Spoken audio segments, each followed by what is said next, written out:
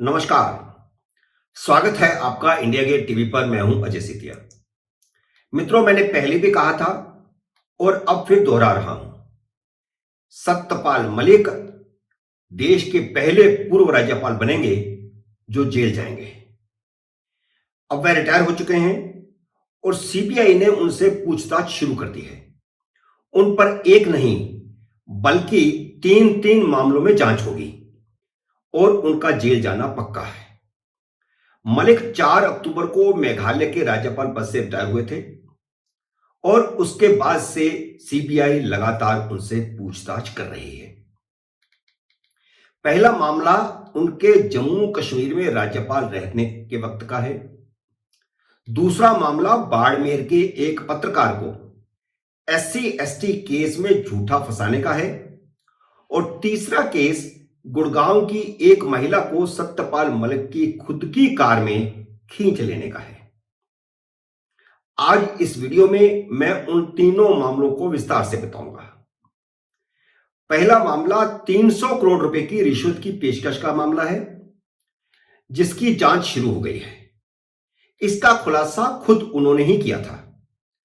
वह बार बार खुद को ईमानदार घोषित करते हुए जाट सम्मेलनों में प्रधानमंत्री नरेंद्र मोदी के खिलाफ भाषणबाजी करते हुए इस पेशकश का खुलासा कर रहे थे। उन्होंने कहा था कि जब वह जम्मू कश्मीर के राज्यपाल थे तो 2 प्रोजेक्ट पास करवाने के लिए उन्हें 300 करोड़ रुपए की पेशकश की गई थी। उन्होंने कहा था कि एक फाइल अंबानी की थी और दूसरी आरएसएस से जुड़े एक व्यक्ति की थी जो खुद को प्रधानमंत्री नरेंद्र मोदी के करीब बताते थे। एक तरह से वह प्रधानमंत्री को भी लपेटे में लेना चाहते थे। हालांकि सच्चाई यह है कि दोनों ही फाइलें पहले उन्होंने खुद क्लियर कर दी थी और बाद में किसी कारण रद्द कर दी थी। अब जांच यहां से शुरू हो रही है कि फाइल क्लियर कैसे हुई थी, उससे पहले उनकी किस किस से बात हुई थी, बिचौलिए कौन थे और फिर क्लियर होने के बाद फाइलें रद्द होने का क्या कारण था। मलिक के भाषणों में बार बार 300 करोड़ रुपए की पेशकश होने और बार बार प्रधानमंत्री का नाम आने के बाद जम्मू कश्मीर के उपराज्यपाल ने 24 मार्च 2022 को सीबीआई जांच के आदेश दिए थे। सीबीआई ने अप्रैल के शुरू में 2 केस रजिस्टर कर लिए थे और सत्यपाल मलिक के रिटायर होने का इंतजार कर रही थी। सीबीआई अधिकारियों ने दिल्ली में जैसे ही मलिक से सवाल दागने शुरू किए, सत्यपाल मलिक सवालों के जवाब नहीं दे सके, जबकि जाटों और किसानों की रैलियों में वह लंबी लंबी हाँक रहे थे। सीबीआई ने जब केस दर्ज किया था तब भी उन्होंने जांच का सामना करने का बयान दिया था, लेकिन कुर्सी से हटते ही सीबीआई के सामने बैठते हुए उनके पसीने छूट गए हैं।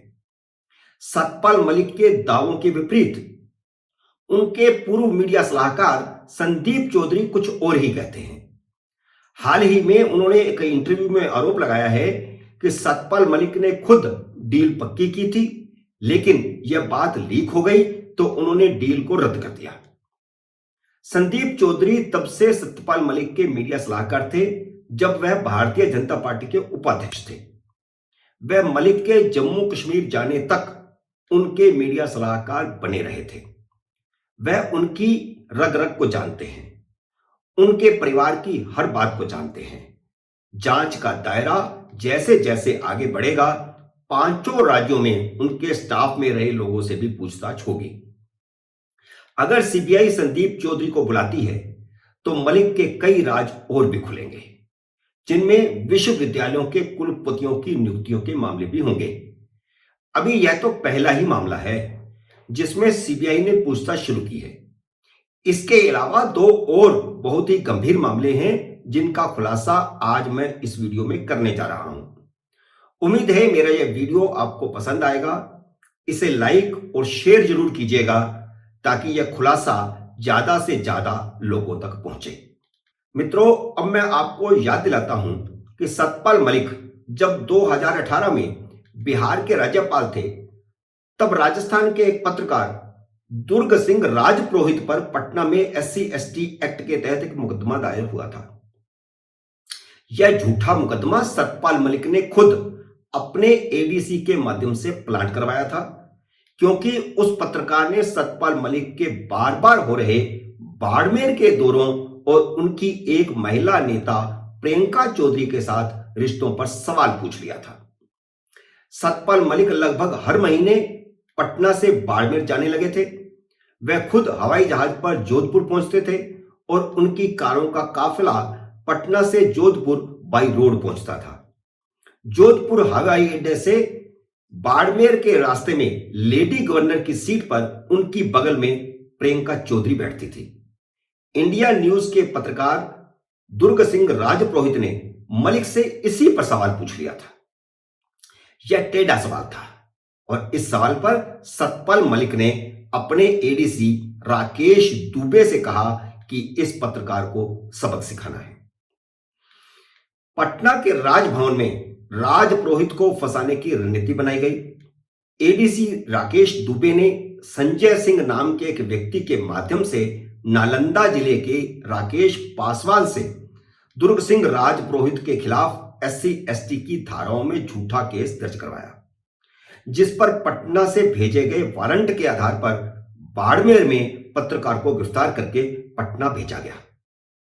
एडीसी ने खुद बाड़मेर के एसपी को अपने व्हाट्सएप से राजपुरोहित का वारंट भेजा था, लेकिन जब मामले ने तूल पकड़ा और बिहार पुलिस को जांच बिठानी पड़ी तो सारा राज खुल गया था। जांच में सतपाल मलिक के एडीसी राकेश दुबे फर्जी केस बनवाने के दोषी पाए गए थे। यह विभागीय जांच थी। सतपाल मलिक ने बिहार के मुख्यमंत्री नीतीश कुमार और उस समय की राजस्थान की मुख्यमंत्री वसुंधरा राजे के साथ अपने संबंधों के चलते मामले पर मिट्टी डलवा दी थी। बात अगर तभी प्रधानमंत्री नरेंद्र मोदी तक पहुंचती तो सतपाल मलिक की तभी बर्खास्तगी हो जाती, लेकिन यह बात तब प्रधानमंत्री के पास नहीं पहुंची थी। लेकिन अब अगर जांच शुरू होती है तो सतपाल मलिक लपेटे में जरूर आएंगे, क्योंकि बिहार पुलिस पहले ही जांच करवा चुकी है और FIR दर्ज करवाने वाला राकेश पासवान भी बयान दे चुका है कि उसने झूठा केस दर्ज करवाया था। तीसरा केस गुड़गांव के पालम में रहने वाली एक लड़की को सतपाल मलिक की कार में खींच लेने का है। सतपाल मलिक के PA वीरेंद्र ने चलती गाड़ी में उस महिला को खींच लिया था। यह मामला भी काफी तूल पकड़ गया था। पावर के बल पर सतपाल मलिक ने इस केस को दबाया था, क्योंकि जिस गाड़ी में उस लड़की को खींचा गया था वह गाड़ी खुद सतपाल मलिक की क्रेटा गाड़ी थी। मित्रों, उम्मीद है यह जानकारी भरा विश्लेषण आपको पसंद आया होगा।